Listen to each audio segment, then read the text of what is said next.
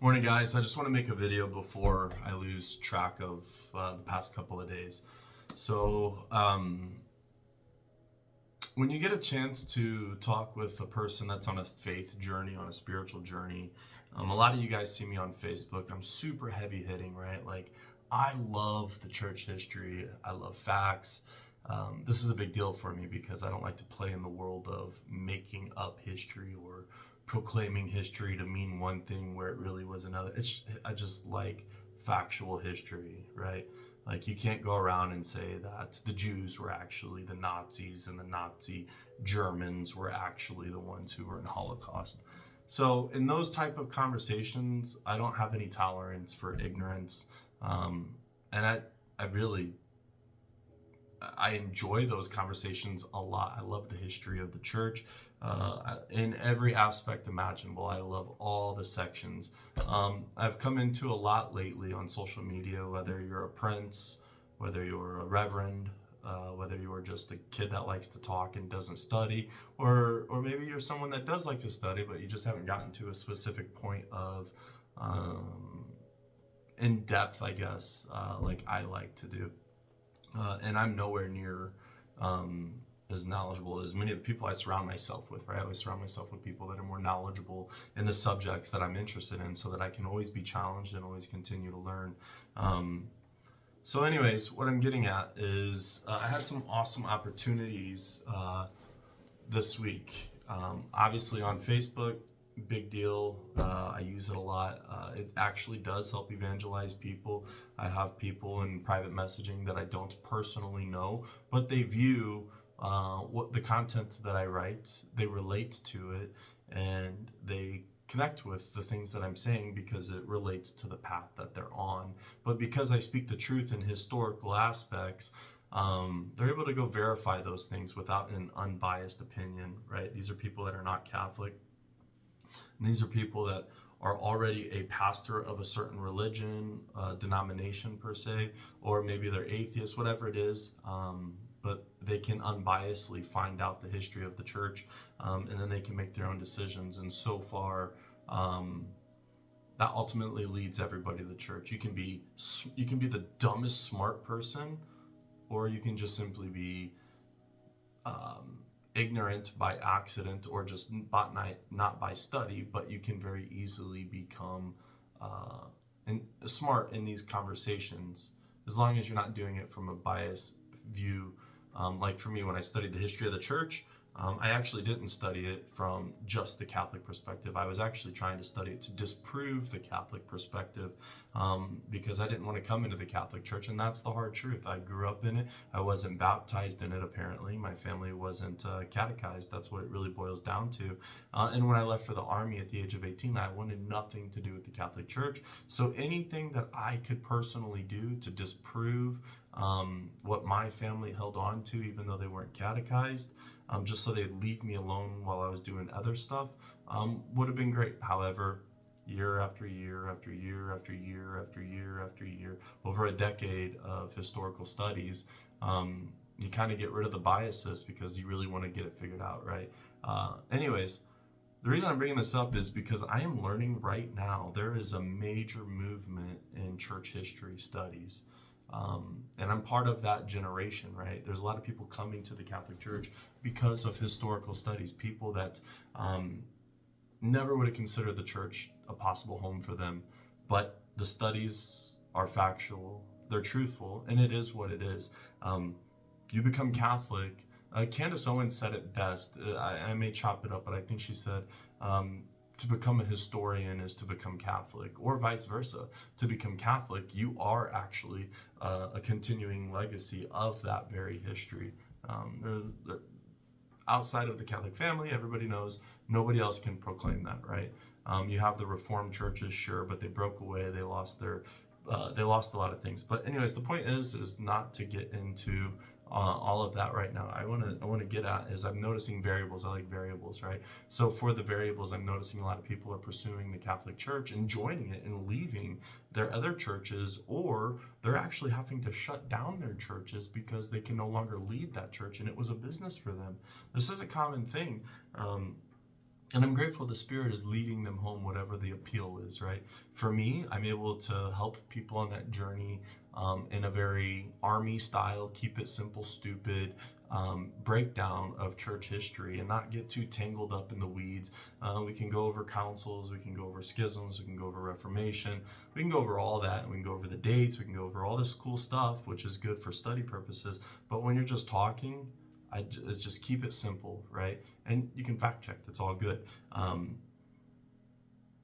But I had an opportunity. I had the opportunity to maybe be a tool, or be a vehicle for the Spirit to evangelize someone in person, in a historical context, and it was amazing. I went to the bookstore the other day, and I just called my buddy Chris, and there's this man standing in the same aisle as me, never seen him there before, and I see him pick up a book, and I'm nosy, bro. Like, people go people watch. I book watch. I'm curious what books people are picking up. I want to know what they're interested in. I'm intellectually stimulated from that kind of thing.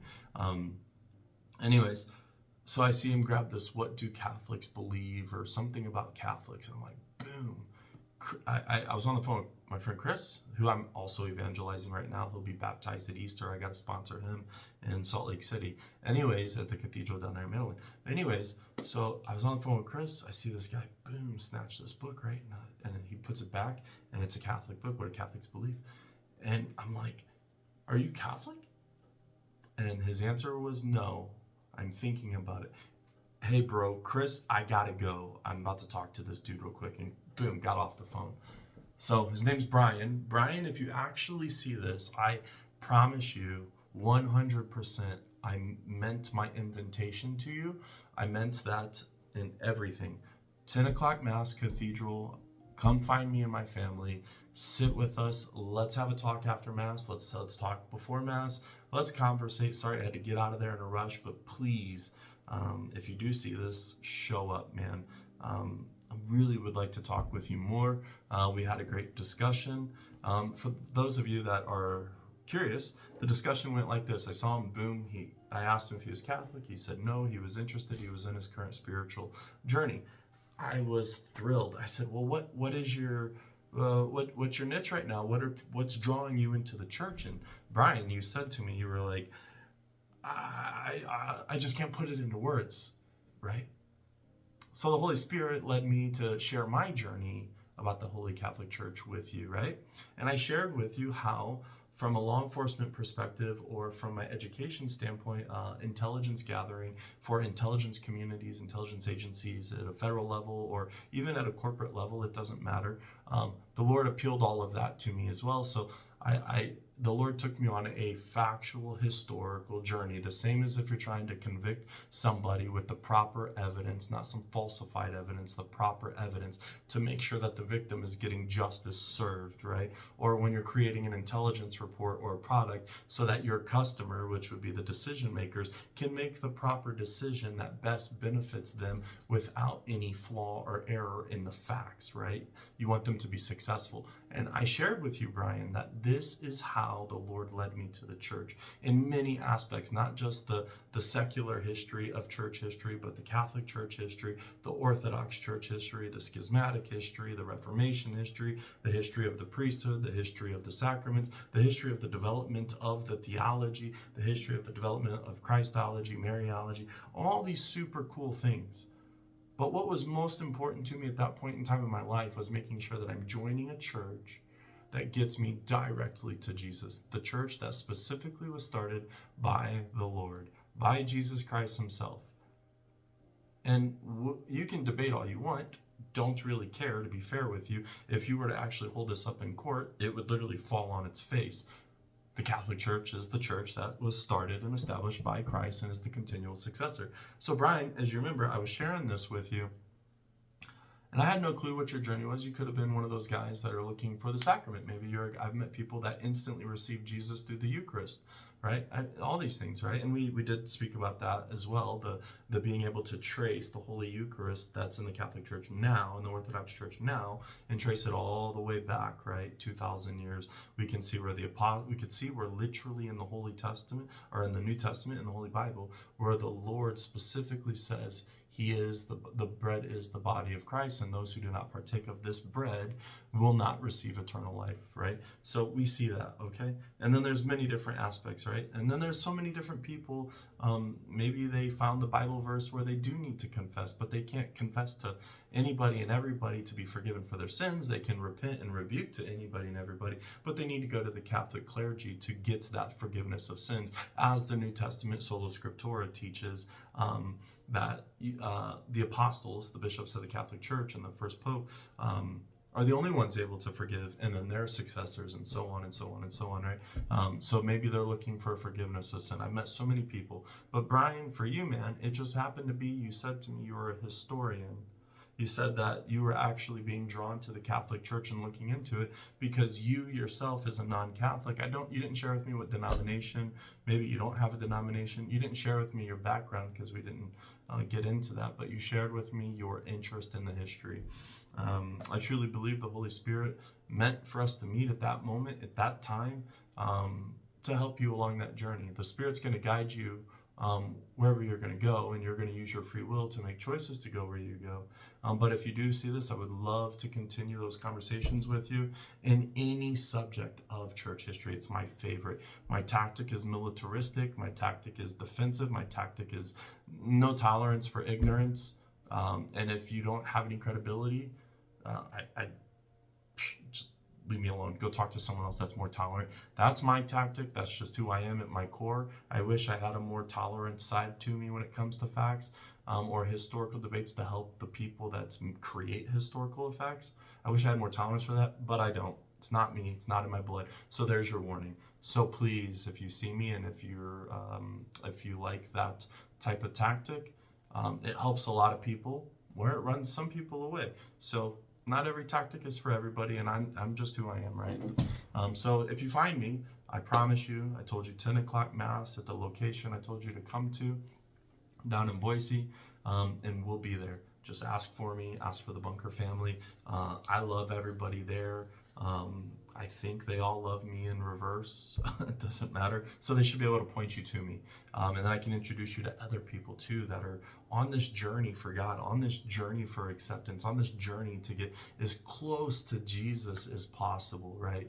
Not meaning, oh, I opened Sola Scriptura today, now I'm close to Jesus. No, Sola Scriptura actually teaches what the things you need to do to actually get close to Jesus, the things you actually need to do to earn your salvation, or at least work towards it, right?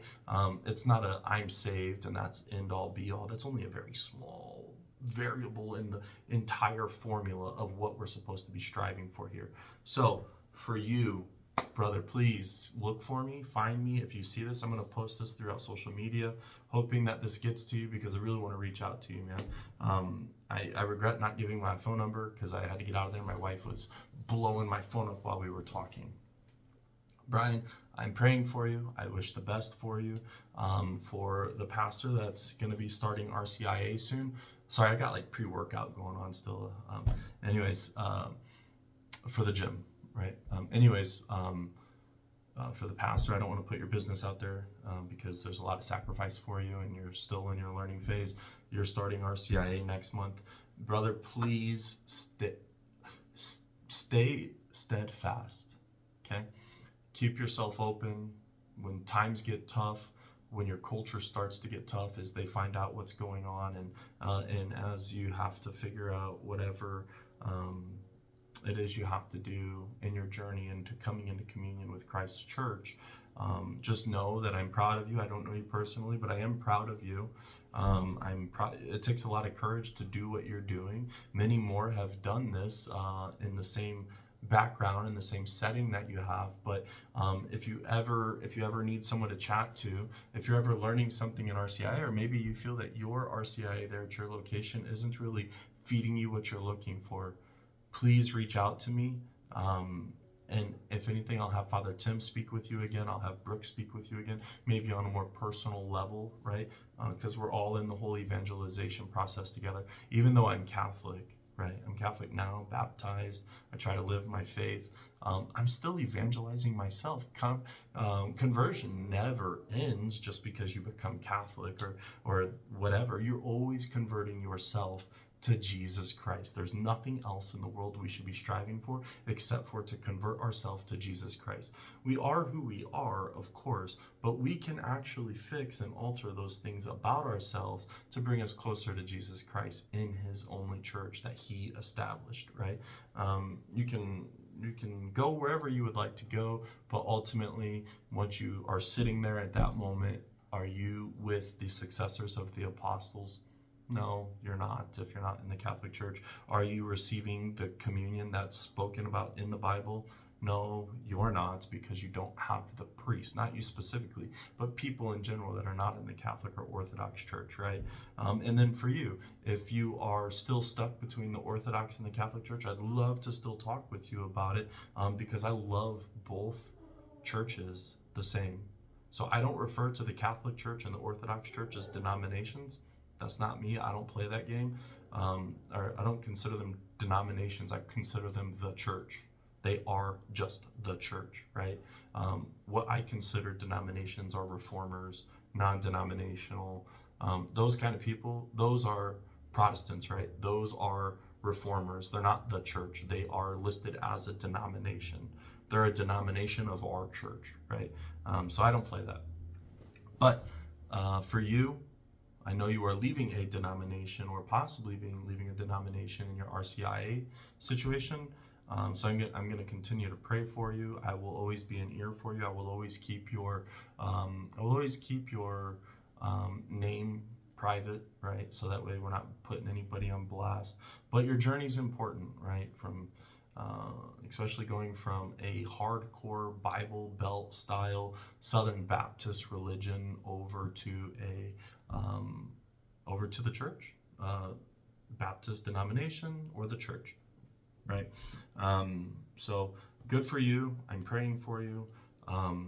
It's okay to get cold feet. I had cold feet many times because I myself did not actually want to go into the Catholic Church. I fought against it because of how I grew up in the Catholic Church. Family was not a good representation of the Catholic faith. And it's not their fault. They also, too, just were not catechized by their previous family members or their community, right? It just fell into a loophole, and I'm the one that kind of broke that cycle, right? So now I'm able to go back and I'm helping catechize my mom's side of the family, right? If my dad's side of the family wasn't so full of pride, and choosing not to look into it, they too would be able to grow from this and become closer to God. But until they decide to actually truly sink their teeth into the desire of wanting to be close to Christ, it's never going to happen in that scenario. But when time comes for them to meet Christ, usually in a time of troubles, I hope they open up to me, right? I have one family member right now. I don't know if it's in an earnest situation or not, but he has opened up to me about Jesus. He's in a bad way. He is in a very bad way in life. Lots of failure, lots of flaws, lots of needing to fix so many things about himself. But I have faith that if he finds his faith, he'll be able to heal and he'll be able to become the man he ultimately is able to become, as long as he puts God's first, as long as he puts the Lord first and lets the Lord ride this journey of life here on earth together. And then for my friend Chris, I am praying for your situation. I'm proud of you for continually going into the church. I'm proud of you for continuing to drive forward from 20 plus years in the LDS church. There's a lot of situations that coexist with you, because although you proclaimed to be Christian, you're not. Mormons are not Christian. They don't share the same theology. They don't share the same Christology. They don't share the Mariology. They don't share the same church history. They don't share anything. They have our Bible. I know, because I followed you into the Mormon church, right? We know how that went. And I was an educator. I was educating in the Elders Quorum, right? So, and you know me. So for me to see you jump from the Mormon church over into the Catholic Church, through also for you, by the way, history, right? History brought you because of the apostolic succession. In the Catholic Church, or in the Mormon Church, we were taught and beat into our brains about state of apostasy, meaning the Catholics, their priesthood isn't real. The Catholics don't have the real teachings.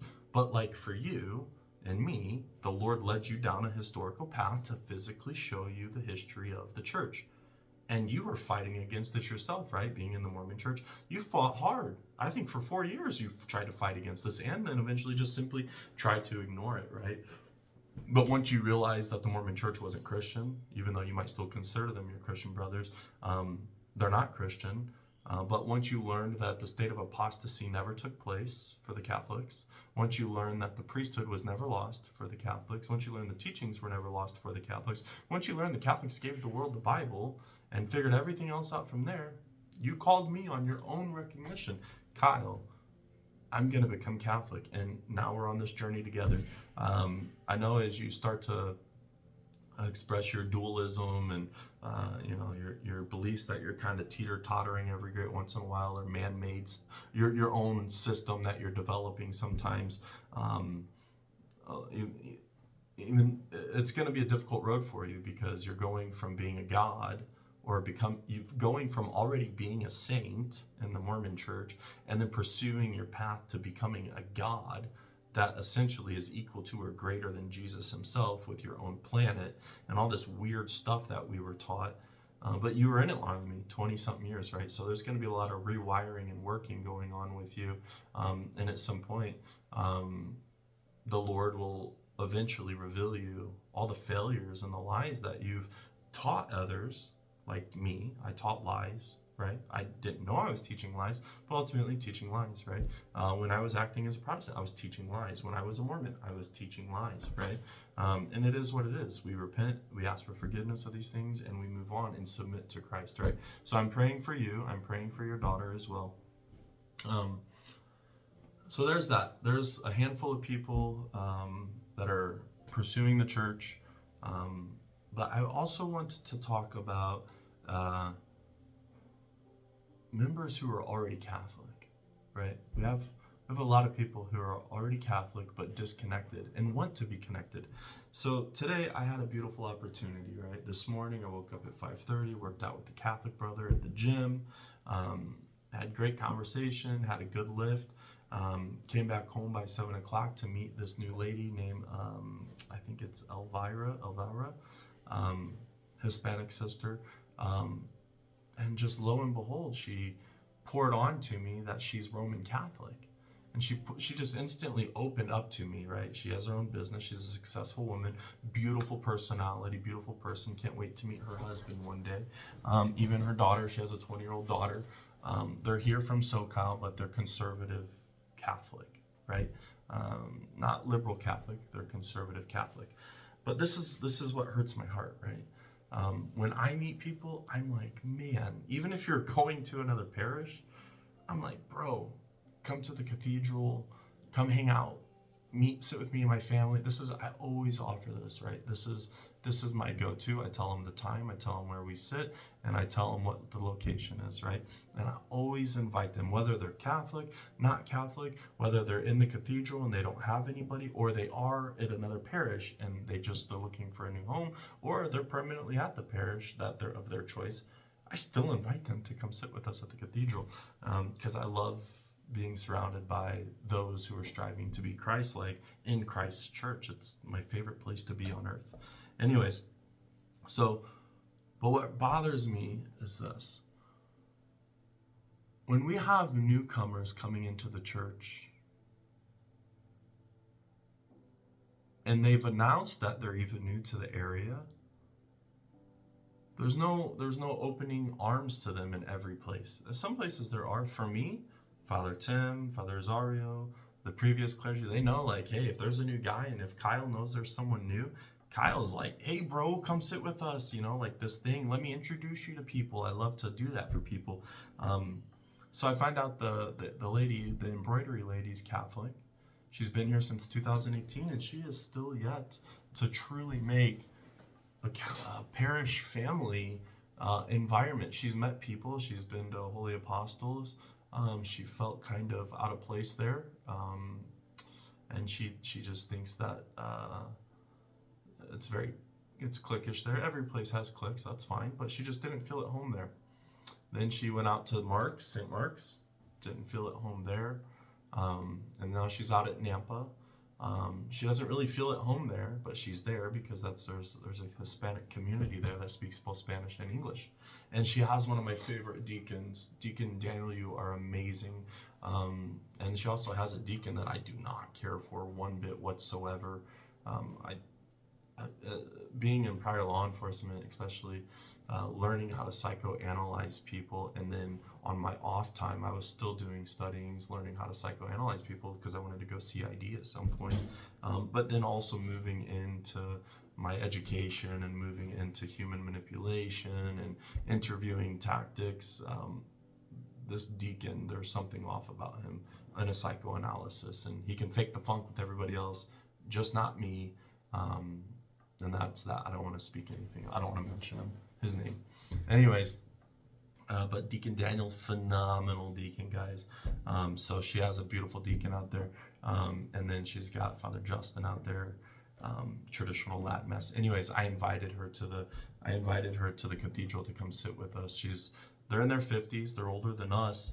But for me, if you're 80-year-old Catholic, or if you're in a 12-year-old Catholic, of course, age matters proportionately, right?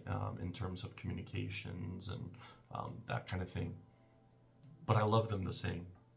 You can be 80 years old, you can be 12 years old, and I'm going to love you the same. I don't care about your age, right? Now, I'll talk to you accordingly to your age, and a source of information that I share and stuff like that goes according, of course, got that. But I love all ages is the point. No problem here. So, and I often relate to people actually a lot older than me. I just have an old soul.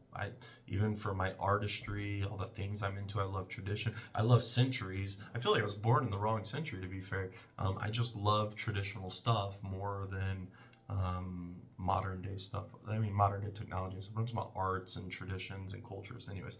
But I invited her because I felt bad, right? Like, you've been here since 2018 and you still feel like you don't have a Catholic family. Bro, be my family. I'll take you. I'll take everybody. I'll take you, right? And then next thing I know, she's pouring out a testimony to me. And I'm getting this a lot, guys. I get this. My wife was here. And then when my wife came home, she shared with my wife. I just felt like I had to tell your husband these things. He doesn't know me, but for some reason, I just feel drawn to tell him things, right? And for that, I'm just like, I'm getting used to this. And I'm getting, sorry, it's a commercial. I'm getting used to people, especially a lot older than me, sharing testimony, becoming vulnerable with me, and just talking with me, right? Like trying to problem solve, trying to create solutions, trying to find an earnest answer to whatever it is that they're struggling with, right? And this is a beautiful thing for me. I think it's amazing that people of all generations, for some reason, can come to me, and the Lord, even though I feel like I'm rigid sometimes, or a lot of times, I'm not sure, but I also have a welcoming face. I get that a lot. I like to smile. The Catholic Church has taught me to be happy when I meet people and not be so stern, and that's through service of ministry, by the way. But what I'm getting at is we need to be more welcoming, guys. We need to pull out of our comfort zone of being with the same people all the time. This is fine. Doesn't mean you need to replace them, but we need to start opening up our love, and we need to start opening up our faith and share that with people that are new, whether you're a convert, whether you're going through RCIA, OCIA, or whether you're a revert, or whether you're just moving from another location. Guys, we got to open up. We have to really open up to people, and we got to accept them. We can't just sit here all the time and be like, well, this is the people I sit with in the pew. And then immediately after Mass, take off and maybe go have breakfast with your buddies, which is fine. But when is the last time you've invited someone to church? Or when is the last time you sat next to someone in church and you don't even know who they are? You see them every day, but you don't know who they are. It doesn't mean you have to become best friends with them, but why not get to know them, right? Why not build that relationship? Why not have accountability for our parishional family, right? Let's love each other, right? We have family members that we love, but we may not like their choices. We may not like their culture. We may not like their lifestyle. We may not like a lot of things about them specifically, but we still love them. And when we're with them, we typically would try to find a way to talk to each other in a nice way, or If you're like me, I don't really talk in a nice way all the time. I'm just like, boom, you're screwing up. Like, stop doing what you're doing, because that's how I like to be talked. Boom, Kyle, you're screwing up, blah, blah, blah, right? Fix it. Here's the problem. Fix it, right? I like that for myself, and unfortunately, that's my tactic sometimes. I don't have time for the niceties, right? It's just not my style. I've tried it. I feel super fake when I'm like that, so I'm just me. I accept me for who I am. But we do need to accept people and meet people where they're at in life, just like Jesus would, right? So let's open up, let's love, let's share the faith. We don't need to try to control other people. We don't need to try to do any of that, but definitely rebuke as you build a relationship with them. Help them through their sins, rebuke those sins if they develop that relationship with you, right? Make them feel like they're part of the parish. Make them feel like they're part of the family. But not only make them feel like, simply just make them. So even though they have the feeling, it is what it is. Let's not make it feel like, let's make it real, right? It bothers me when I meet other Catholics or people that are like, oh, I went there, but it's cliquish, or I went there and nobody opened up to me, or I went there and I went there for over a year and not one person talked to me, or I went there and I tried to talk with people. It would be very short. It didn't seem meaningful, and then they would just leave, right? Let's stop doing that. Let's stop doing that. Jesus wouldn't do that, right? Look at the clergy. When they talk to you, let's emulate being clergy, right? I'm not saying be clergy, because, we all have our own vocations, but let's emulate what they do. When we sit down and we're speaking with Bishop Peter, what does Bishop Peter do? My heart wrenched for him when he was in Mass. Here he is, he's healing from something that has just truly weakened his system. And as the local apostle, as Bishop Peter, he's literally like, imagine that frame, right? This video frame being a wall. Like, Bishop Peter stood outside trying to heal from a very bad situation, and he's weak. And there's just a line of people wanting to talk to him. Bishop Peter didn't sit down. Bishop Peter didn't say, no, hold on. I ran and got Bishop Peter a water, and I became his water boy because I knew he needed a drink and he wasn't going to leave. It makes me amazed at how beautiful clergy members are in the Catholic Church. He literally, this wall right here, he literally would just put his hand here, lean against it, and hold himself up so he could talk to people that wanted his attention. And when he's talking to people that want his attention, he's not showing any pain. He's not showing any suffering. He's literally placing all of his attention on the very people that he's talking to. Father Azario does this. Father Tim does this. Father Vitalis does this. Father Emmanuel does this. Father Remy does this. Father Martiusz does this. Father Alexander does this, right? So if all these clergy members are doing this, right? Deacon Daniel does this. Deacon Bill does this. Deacon Mark does this. Deacon Shaq, Deacon Bill from over there. These clergy members do this. They may not know the person. They actually may even have an internal bias against the person, but you'll never know, right? But they still show the love of Christ to the very people that they may have a dislike for, but you'll never know, right? We need to be that way. We need to emulate that image, right? We need to be welcoming. We need to be fair in our judgment, and we need to be loving. I think this is a beautiful thing. This is why I always invite people to church. This is why I always invite people that are not in the faith to come to, even if you don't want to join the church. I actually, to be fair, I don't even care if the people that I meet in the streets and I invite them to come to church with me, I actually am not trying to pursue them to become Catholic. I just want them to sit in the house of the Lord. That's all. Just go be with Jesus, man. If you never join the Catholic faith, fine. That's on you, right? But bro, why not go sit in the Lord's house? It's literally one of the only ones in the entire state. There's only a few of these houses that are truly the Lord's house, where he truly is present, right? There's only a handful of them in the whole scheme of the state, right? And population-wise. Why not? Just go sit there, be with the Lord, do your own thing, right? Meet people. Don't want to join the church? That's fine. Just don't take communion, right? That's fine. But come to church and get a blessing. Why would you not want to get a blessing from the direct descendants who have authority of the apostles themselves, right? Come do it, man.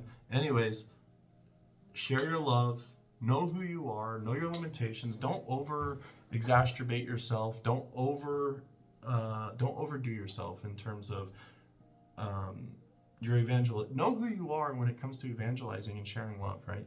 So if I'm a person that knows that who I'm talking to is soft-hearted, tolerant, and not militaristic, that's okay. I can just calm down, not be me. I mean, I'll be me, but I know there's an off switch, right? Boom. And then as soon as I get a chance, in a very subliminal way, not a subliminal way, but like a very tactful way, as soon as I get a chance, I try to pair that person off with someone who has that tactic, someone who has that way of communicating, right? Oh, sweet, loving, soft, tenderhearted. Oh, here's the perfect person. And then I just do an introduction and pray that it works, right? But if you're a dude that's like history, facts, truth, tired of the BS, get down to the freaking root of all things, right? Get straight to the point. That's me. I like that. That's my vibe. I can't pretend to be anything else. And that's just how it is, man. But even in my way of being that way, that's me being loving, right? Because me not being loving would be, shut up. I don't want to talk to you. Talk about what? I don't want you to join our church. Like, that's not loving.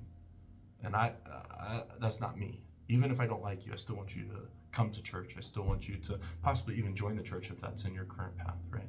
Anyways, I got to put this on Facebook, or not Facebook, on YouTube, because it's a long video.